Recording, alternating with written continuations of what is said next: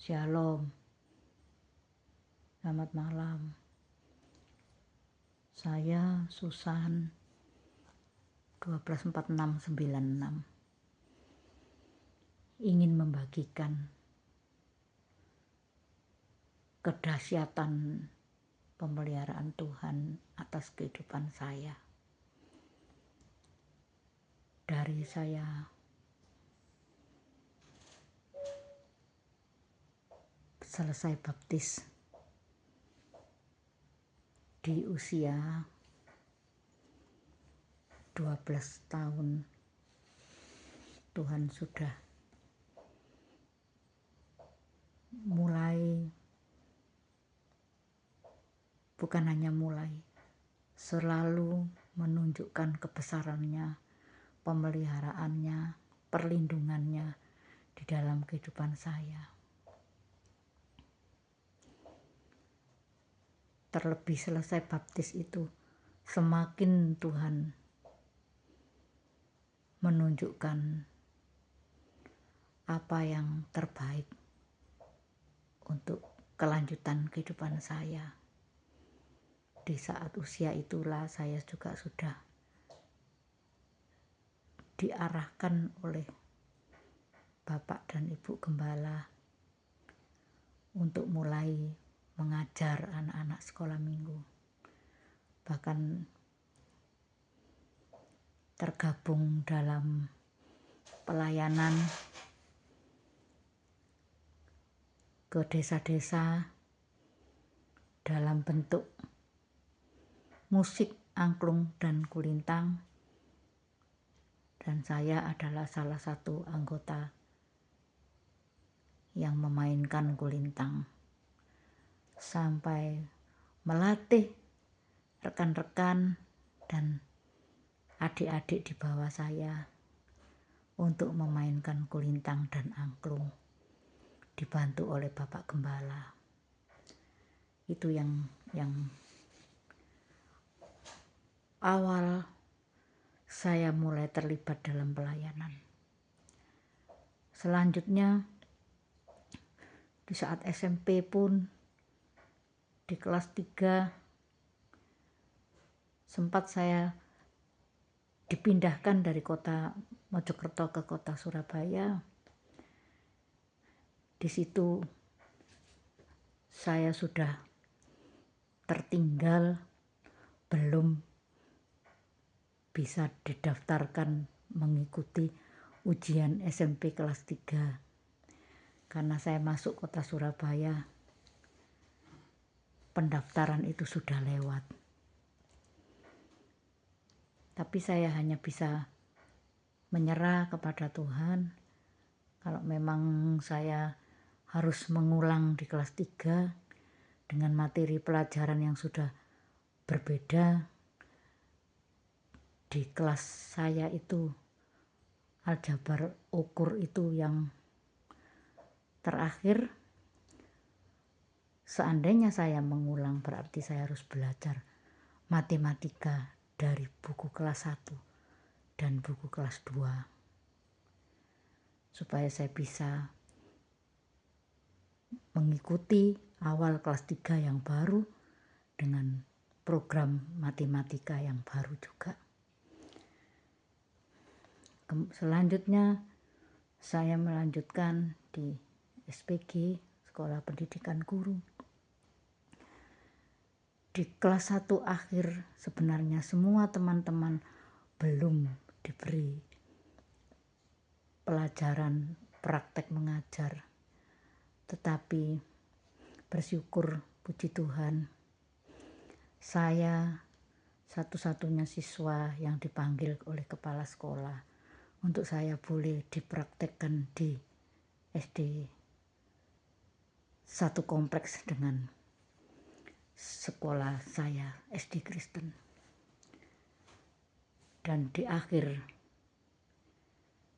dari kelas 1 SPG itu, saya dinilai boleh menggantikan guru SD kelas 4 pada waktu itu.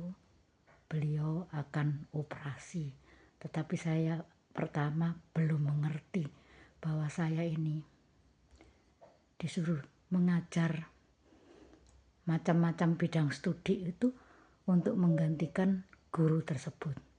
Karena saya tidak diceritai apa-apa, hanya saya mendapat tugas dari kepala sekolah saya maksudnya. Dan setelah masa itu boleh saya lewati, tidak sampai 1 bulan saya mengajar menggantikan ibu guru tersebut. Kebetulan ibu guru ini adalah ibu tiri dari murid saya sekolah minggu, dan saya sering besuk ke tempat murid saya ini, juga sering memberikan bimbingan, pengarahan kepada anak-anak yang mempunyai trauma bahwa seorang ibu tiri itu adalah bengis dan kejam. Dari sinilah awalnya mereka boleh mengenal saya, dan hal ini saya tahu pastinya ibu guru ini bercerita dengan kepala sekolah saya yang di SPG. Dan ibu ini bapak dari murid sekolah minggu saya itu adalah bapak kepala sekolah dari SD negeri, di mana bapak ini memanggil saya untuk saya boleh mengajar di SD negeri.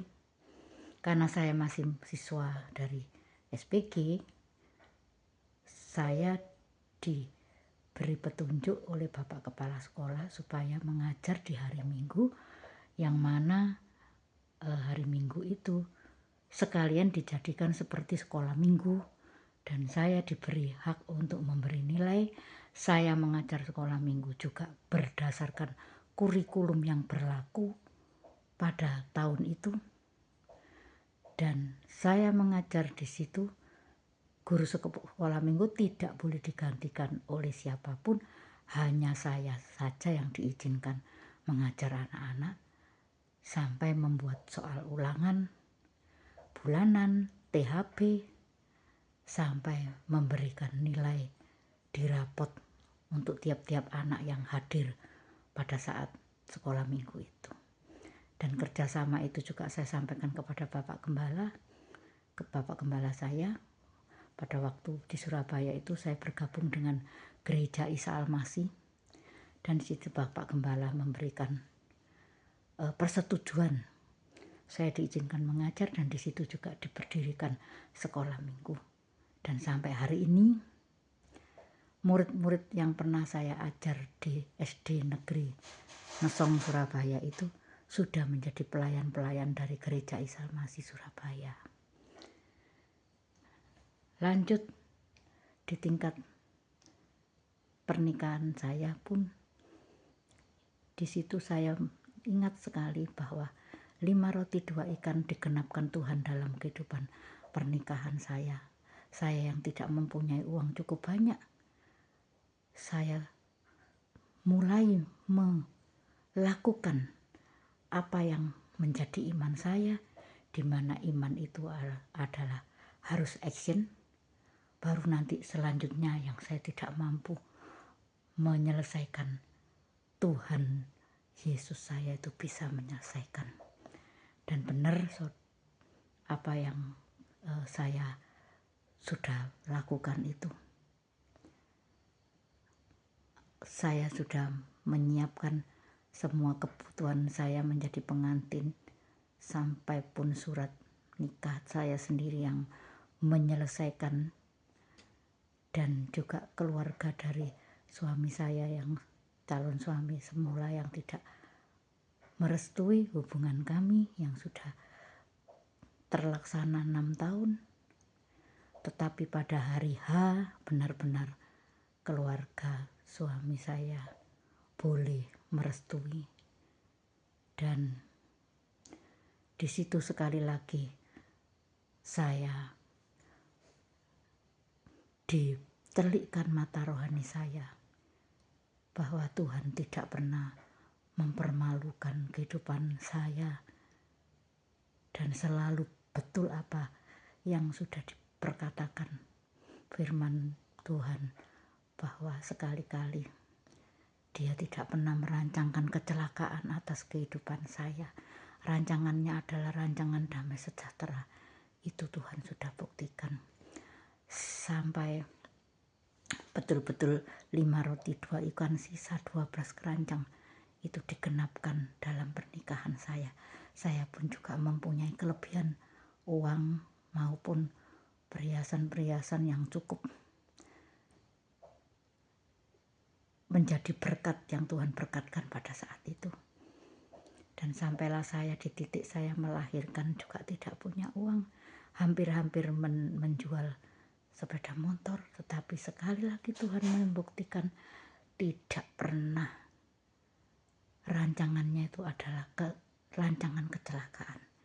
Saya tidak jadi jual sepeda motor, dan Tuhan pun mengadakan biaya yang saya butuhkan sampai anak saya sekolah, masuk sekolah.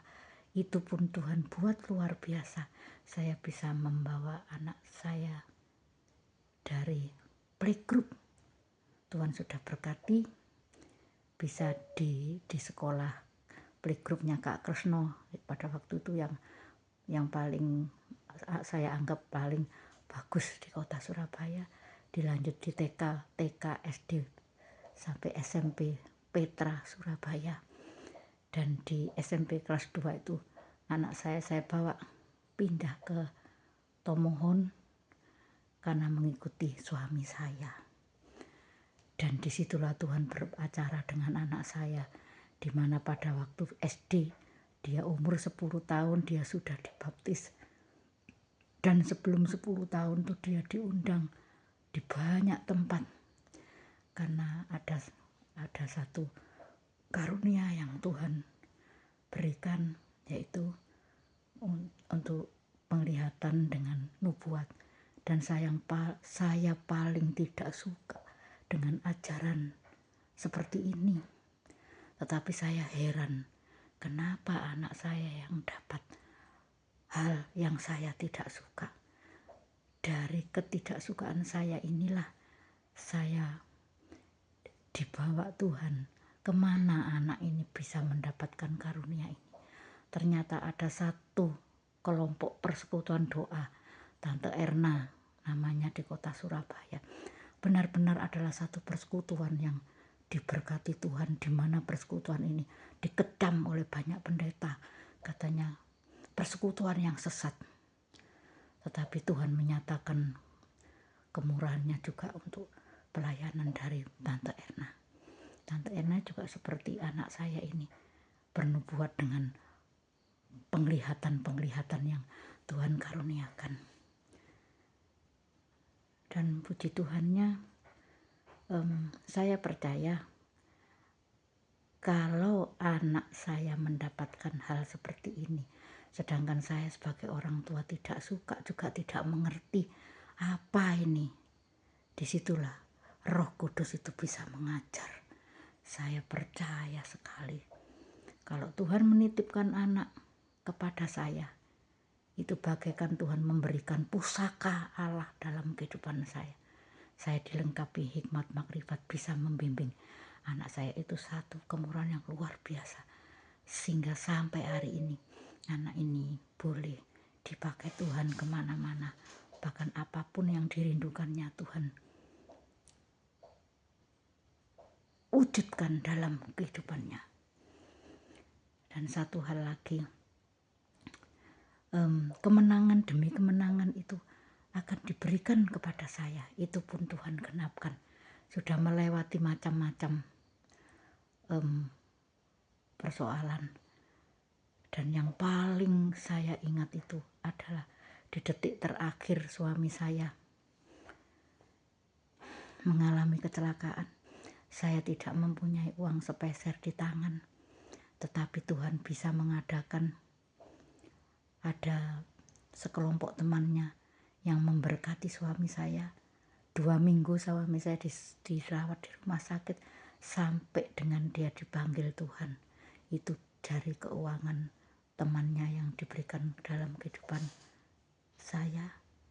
Dan di detik terakhir yang suami saya dipanggil Tuhan, saya sudah tidak punya uang sepeser untuk membeli peti. Di situ anak saya berbincang dengan saya, mau dibelikan peti apa. Saya katakan pada anak saya bahwa saya sudah tidak mempunyai uang sama sekali. Nanti mama mau minta peti mati. Sampai itu yang akan saya lakukan. Kembali di situ Tuhan tidak pernah mempermalukan kehidupan saya. Tidak sampai saya minta peti mati. Di saat saya menunggu jenazah suami yang belum boleh dibawa keluar sebelum 2 jam. Di situ Tuhan sekali lagi memberikan pertolongannya. Saya ditelepon salah seorang temannya yang pada saat itu memberikan sejumlah uang. Memberikan sejumlah uang lagi. Jadi total yang diberikan oleh teman-teman suami saya di detik waktu meninggal itu 60 juta. Itu yang Tuhan berikan, sehingga hari itu saya tidak sampai minta-minta untuk peti mati. Inilah luar biasanya Tuhan. Sesuatu yang diizinkan Tuhan itu pasti Tuhan melengkapi dengan apa yang saya tidak punya. Apa yang terpikir, yang tidak saya pikir, itu Tuhan berikan. Apa yang tidak pernah di dalam hati ini yang saya kepinginkan itu tidak pernah seperti itu, tapi Tuhan berikan lebih dari apa yang saya inginkan di dalam hati saya. Dan semua itu adalah janji-janji firman Tuhan. Demikian juga saya juga teringat untuk 5 roti 2 ikan, di mana ada satu kalimat yang saya ingat dan tidak akan pernah saya lupa. Tuhan katakan, seberapa banyak yang kamu perlukan. Nah, itu dengan kata lain adalah saya boleh minta kepada Tuhan itu sakarepe saya itu. Dan juga dicerita di janda miskin yang pada waktu itu di zamannya Nabi Elisa, dia hanya mempunyai 1 botol minyak. Dan di situ juga ada satu kata yang juga menjadi pegangan hidup saya, bahwa Nabi ini menyarankan kepada janda supaya minta tempayan-tempayan dari tetangga-tetangganya. Dan di situ dikatakan, jangan sedikit. Jadi tidak boleh minta tempayan itu sudah dapat sedikit sudah cukup. Tidak, tapi jangan terlalu sedikit. Dengan kata lain, sing akeh. Itu saya ingat betul. Jadi maksudnya Tuhan itu di dalam kehidupan saya yang sudah saya pegang betul-betul kalimat-kalimat itu. Saya di dalam memohon pada Tuhan tidak boleh sedikit, harus yang banyak. Dan saya juga mengingat doa Yabes. Dan doa Yabes itu juga menjadi satu andalan di dalam doa-doa saya. Saya minta yang besar dari Tuhan, juga memperluas daerah, wilayah, pekerjaan saya maupun anak saya, pelayanan. Itu terus yang saya minta seperti doa Yabes. Dan Tuhan terus mengingatkan bahwa saya ini adalah biji matanya. Anak saya, semua orang yang percaya kepada Tuhan Yesus, itu adalah biji matanya. Juga kemenangan demi kemenangan itu akan diberikan dalam kehidupan saya. Dan saya itu adalah kepala, bukan ekor. Itu yang Tuhan berkatakan.